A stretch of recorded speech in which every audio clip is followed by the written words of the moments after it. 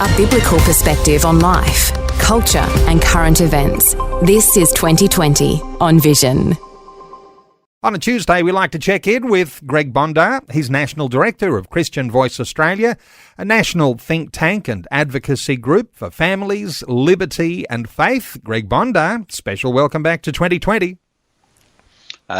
Good morning, Neil. Good to be with you again. Hey, Greg, I mentioned there in the introduction, there's some things that are going on in the UK, and as Christians we might be particularly disturbed by some of these sorts of things, but Christian worship in UK schools being replaced by humanistic self-worship. What have you been monitoring as these developments are happening?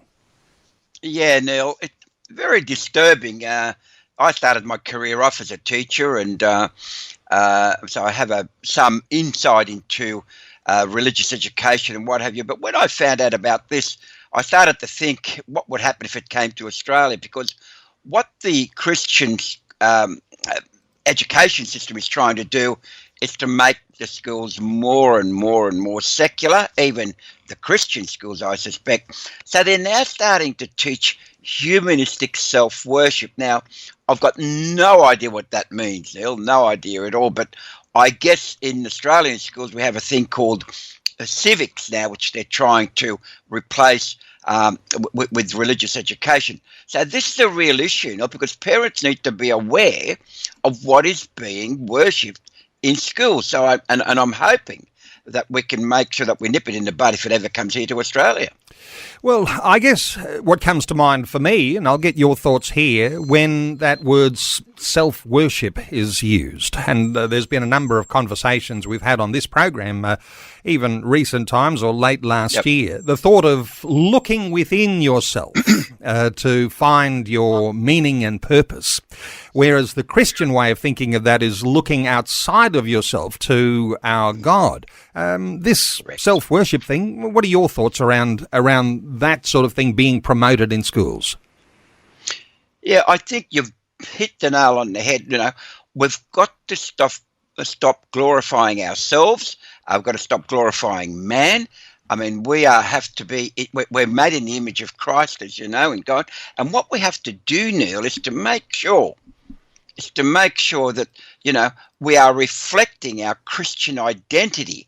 We're not reflecting what society or the secular viewpoint wants us to reflect. You can do what you like, you can be what you like. Some of these may well be true, but from a Christian religious faith point of view, we've got to stop glorifying man and avoid. It is idolatry, I guess, Neil. So that's the real issue here. We've got to focus on our Christian personality rather than the secular humanistic self-worship concept. And every now and then we'll have an expert on who's able to articulate amazing things of what it is to put your faith in God, to have your identity in Christ, something that's beyond ourselves, so that we're not just completely consumed with all of our weaknesses. Hey, Greg, other things that you've been looking at of recent times, upcoming elections in the US, evangelicals in the public arena, some research out about what evangelicals think about engaging in public policy issues. What have you been looking at? Yeah, Neil, this is fairly important research that's come out from the US, because what we're looking at here at Christian Voice Australia is how should we as Christians vote? Now, I know there's a lot of plethora of information from various Christian organisations, but when this study came up, Neil, it was really on how the study was looking at how should churches and church leaders engage on public policy issues. In other words, politics, and this research is fairly revealing now, because quite frankly, and you won't believe this, and I didn't, that they only agreed on two issues, Neil. The two issues that churches and church leaders should engage on, one is abortion, and two is how we express our faith. Well, that leaves out a whole lot of other issues that affect Christians, Christianity, churches. So I'm a bit surprised, but this has been a fairly extensive study from 23 and 24, interviewing over 1,000 evangelicals. So what do you think of that, Neil? There are only two things they can agree on. You know, Greg, over the time, I've sort of developed this understanding that churches are reluctant to engage in a conversation that includes the word politics because it can feel divisive. And what I think I've observed, and I think correctly, is that churches are very happy to talk about values because we have a set of values that align to Christ. We have a set of biblical values, and when we talk about those values, then we say we're going to be salt and light. That means how we actually influence the community. So if you don't use the word politics, people are happy to talk about values. But as soon as you use the word politics, people get a bit wary of that. Any thoughts from you? Yeah, look, I think you make a good point. I'm trying to, I do not shy away from the fact that politics is politics. Call it public policy, call it values. You can soften it as much as you like, Neil. It's about politics. And, and I look at Galatians 6:10, and I don't want to quote the Bible for the sake of political argument, but it says that we have the opportunity to do good to everyone. And being involved in politics gives you that opportunity to vote, the opportunity to do good, to make sure that public policy reflects Christianity, reflects values, and quite frankly, Neil, it's to me, it's so important that churches and church leaders are involved in politics. And I'm actually, believe it or not, Neil, I know I've got a lot to do, but I'm writing a book on it. Good. Well, we'll look forward to hearing some more thoughts there. Hey, come back to a moment here where you mentioned that, there's two issues that Christians are happy to engage politically on. And of course, this is a US study. So, but the abortion issue, and we might even observe that watching US from outside, yes, there's a very passionate pro-life lobby in the US, and we wonder why it maybe isn't quite as active here in Australia because, these are the same sorts of values that we'd stand for as Christians. The other one was acceptable public expressions of faith, and I imagine we could align that with our discussions regularly about religious freedom. So there are two issues, and maybe getting too many issues waters everything down. Maybe you've got to focus on the biggest issues that are the most important. Any thoughts from you around, at least having some issues that you're passionate about? Yeah, you make a good point. In the US, of course, you had Roe and Wade, as you would well know, Neil. The big argument, on it was now overturned. So there's no constitutional right for abortion in the US now. So the issue here is that what I'm sort of surprised by is that there are only two. But let me tell you something else that came up in the survey, that evangelicals, Neil, were divided when it comes to anti-Semitism, with 43% saying it was a social issue and only 38% seeing it as a religious issue. Now, that's staggering again, Neil, because as Christians, we have every obligation to defend our Jewish brothers. And I think it's very important that we sort of look at the survey and say, wow, they think it's a social issue. Well, I think it's far more than that, Neil. I think it's religious, and I think we have every right as Christians to defend the Jewish faith because, as you know, it's biblical, and we do have an obligation, I believe, now. And, we've had conversations on this program about the solidarity that Christians need to have with Jewish brothers and sisters. And so when anti-Semitism rises, we ourselves as Christians are often there in the wake of that, and so anti-Christianity rises as well. There's a certain sense in which, if we're grafted into the vine, we don't want to go separating ourselves from that vine. I think there's some warnings there from Jesus himself. Yeah. Hey, there's an issue, though, that I'm just, as you're talking, I'm thinking that sometimes we might be reluctant to rise to talk about the political space because, there's all sorts of things, the way we think about the end times, the thought that somehow or other there's an inevitable evil that's engulfing us and there's a certain defeatism. We just we bunker down and we wait for Jesus to return. Somehow or other, you've got to be able to get a little bit excited about the fact that Christians throughout the last 2,000 years have shaped the cultures that they're in. Shaping the culture comes back to those politics that we're talking about. But what are your thoughts here? Because sometimes we might feel a bit of defeatism, and that might be the big challenge. Yep. You are quite right, Neil. Look, my position is this, that if we don't defend our Jewish brothers and sisters, we're going to end up then hopefully trying to defend the attacks on Christianity. I had a guest last night on webinar, Neil, the Finnish MP, Ravi Rannason, and she was talking on my webinar last night, and she made the point that if we don't speak up, then we're going to be persecuted as Christians, and we need to make a stand now. So I think we need to defend our Jewish brothers and sisters. But not only that, there's nothing in the Bible, Neil, and correct me if I'm wrong, that says we have to not, support our brothers, our Jewish brothers and sisters. I can't find anywhere in the Bible it does, but I'm happy to be corrected. Well, we're always encouraged when we're reminded that our Christianity has Jewish roots, that our Saviour and Lord was a Jew, and there is a certain sense where our connectedness, Christianity, to the Jewish people is absolutely sure and pure. Hey, other big issues, and you're in New South Wales, you're based in Sydney, Greg. The New South Wales Conversion Practices Ban Bill, it's been tabled in the New South Wales Parliament. You've been following this along. It's a very important one for Christians to engage in. What are your thoughts here? Oh, Neil, I'm quite worried about this. As you know, last week, on the 13th of March, the New South Wales government introduced the Conversion Practices Bill, and now it's being debated. It will start today, and I'm watching it on live TV if it's available, the debate. But look, what's happening, Neil, is that it's being debated today, and then they want to vote on it on Thursday. So they're not giving a great window of opportunity for Christians, for the public to respond to this particular bill. And I have to tell you, Neil, it is flawed, drastically flawed.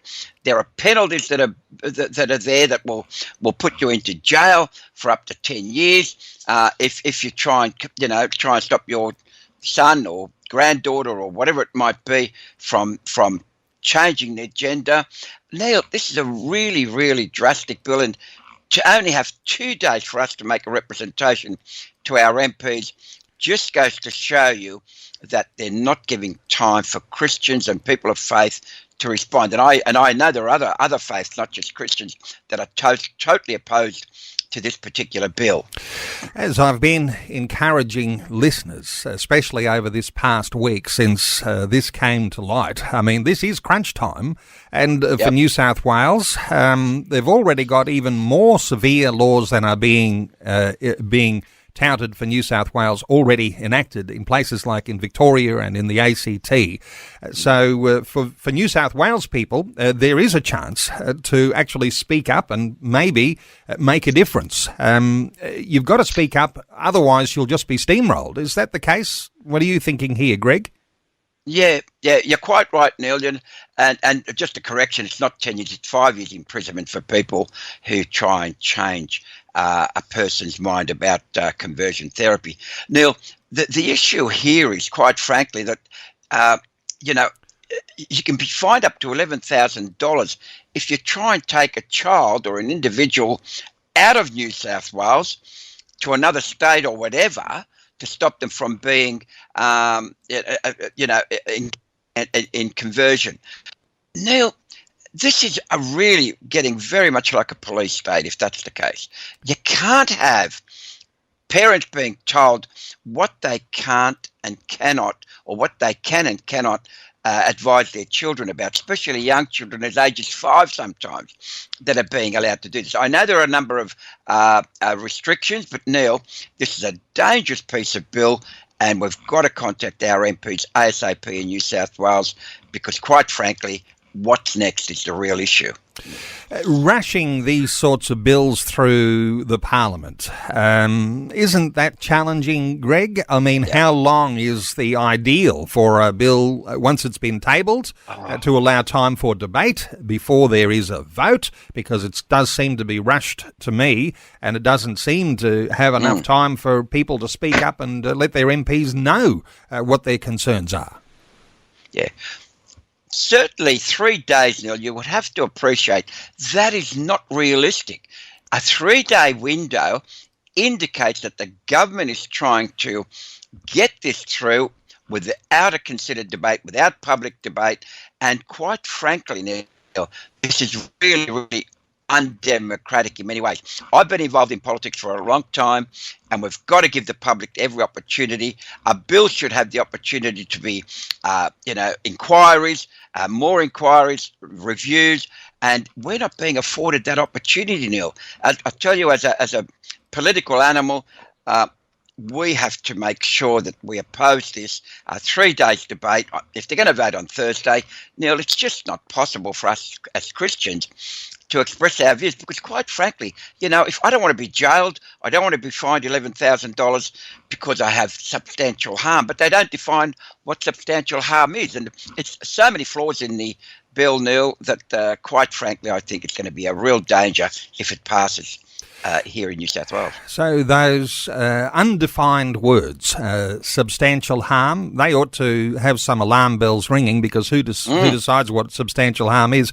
But the real thing is here, and interesting that it does even interconnect with some of the earlier items we were talking about in our conversation, Greg, that if you don't speak up, you will be steamrolled. And here, again, in New South Wales, as in Victoria, as in the ACT, as is the case in Queensland, a little bit softer there too, but criminalising Christians for being able, and criminalising parents. If you want to just take that another step further, you say, oh, I'm not so much a Christian, I'm just a parent. Well, parents are criminalised as well, because they want to protect and do the best things for their own children. If you don't speak up, the battle's lost. Correct. And Neil, not only that, can I make the point that I remember last year, was it the year before, I interviewed a well-known American who converted, and we spoke to him, and he said the biggest regret in his life was the fact that he wasn't told the facts about converting. He's a male, converted to a female, converted back again. But Neil, I have to tell you, people are now detransitioning. I've heard of cases in the UK, in America, where people are saying, I regret having done what I have because the facts weren't given to them. And it really is not the place for government to be telling me how I should raise my children and what advice I should give them. So, Neil, you're quite right. It is just not democratic for us not to be able to have more of a say. 3 days is not enough, Neil. And as we have thought and delivered a number of times over the years, in some sense, when you speak up here as a Christian, you're actually being the only friend to a gender-confused community, because when this sort of legislation goes through, the doctors are not allowed to tell you the truth. No. And so if you don't speak up now, you can see a generation getting all sorts of falsehoods and being directed into a lifelong medicalisation. And I don't think that if you're, going back to our earlier conversation, if you're a Christian and you have the goodwill of the community at your heart, you'll speak up, whether you think this is a dirty or a messy or whatever sort of issue you think it might be. It is time to speak up. Greg Bondar, no doubt there'll be some detail that listeners might be able to access on Christian Voice Australia website. It's the christianvoiceaustralia.blog, and no doubt there'll be some resources there you can call on. Thoughts from Greg Bondar, who's the National Director of Christian Voice Australia. It is a national think tank and advocacy group for families, liberty and faith. Greg Bondar, just before I let you go, have you got any other webinars coming up anytime soon that listeners might need to know about? Yes. What we do have, Neil, is the webinar from last night will go on to our YouTube site, and it was a 1 hour inspirational interview with the Finnish MP who was taken to court and criminally charged for testing a biblical worldview. Now, how do you like that? Shades of, who, the great famous footballer, Israel Folau. So she was a wonderful person. She's a Christian MP. You can watch it on our YouTube, Christian Voice Australia. So watch it. That'll be something really and it's free. Okay, christianvoiceaustralia.blog, and you can access those YouTube clips at Christian Voice Australia when you're on YouTube. Greg Bondar, thanks so much for updating us once again today on 2020. Thank you, Neil. Thanks for taking time to listen to this audio on demand from Vision Christian Media. To find out more about us, go to vision.org.au.